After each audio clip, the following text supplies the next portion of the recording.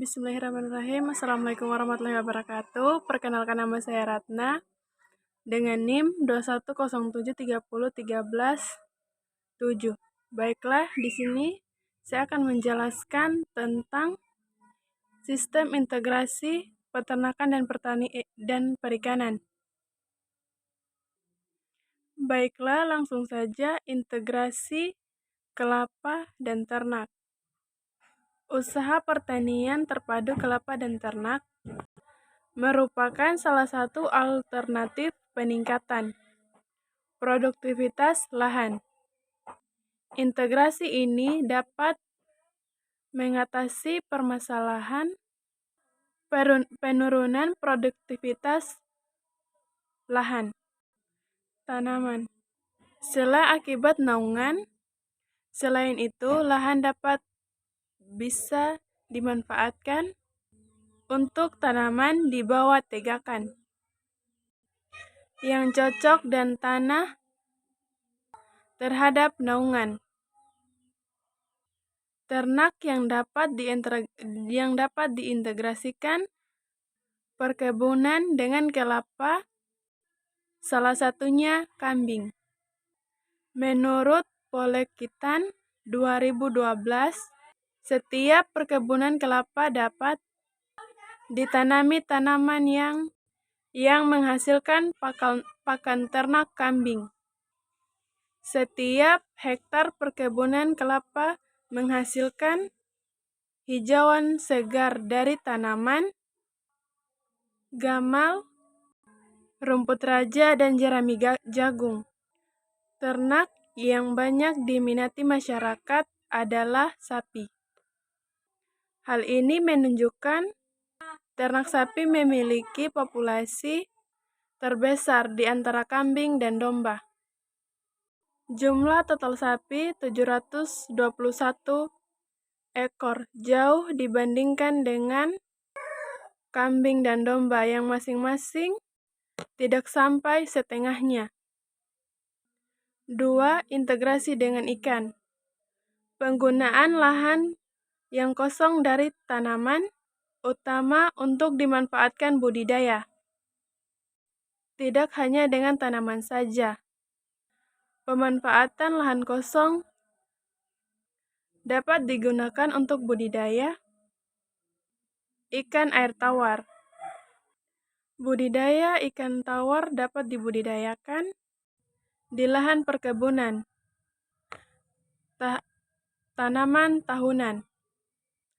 Kolam yang dapat digunakan berupa kolam tanah, beton, dan terpal sesuai dengan pilihan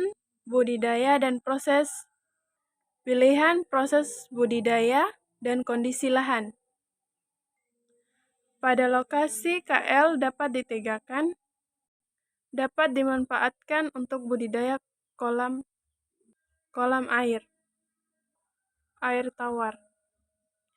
Sebelum dimanfaatkan sebagai kolam, sistem surjan di kebun harus disesuaikan dengan jarak tanaman kelapa.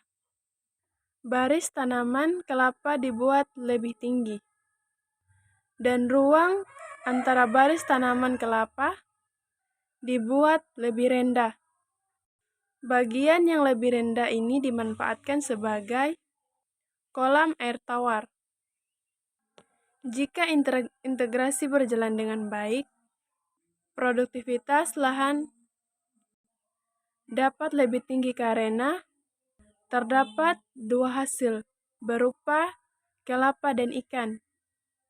Ikan tidak membutuhkan cahaya matahari langsung untuk pertumbuhannya. Akan tetapi, hal yang harus diperhatikan adalah kolam tidak dapat menumbuhkan dampak negatif terhadap tanaman utama.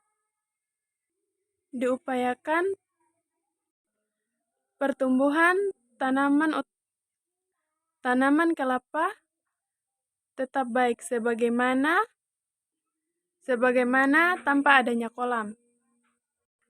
Pemanfaatan lahan untuk budidaya ikan tidak tidak boleh mengganggu pertumbuhan dan hasil kelapa sebagai tanaman utama. Integrasi kolam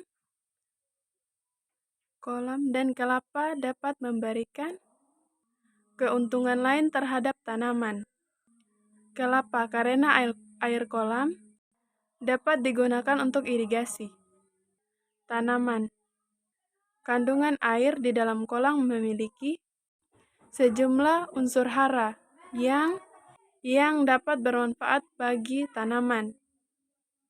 Seperti halnya sistem akuponik menurut Somerville DKK 2018-2014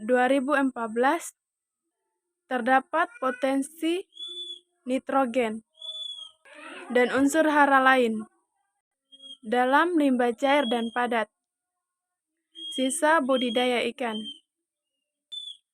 Jika limbah ini dipecahkan oleh bakteri heterotrofik, maka akan dapat menyediakan nutrisi yang lengkap bagi tanaman. Baik, itulah tadi penjelasan dari saya. Bila ada kata yang salah mohon dimaafkan. Saya akhiri dengan kata wassalamualaikum warahmatullahi wabarakatuh.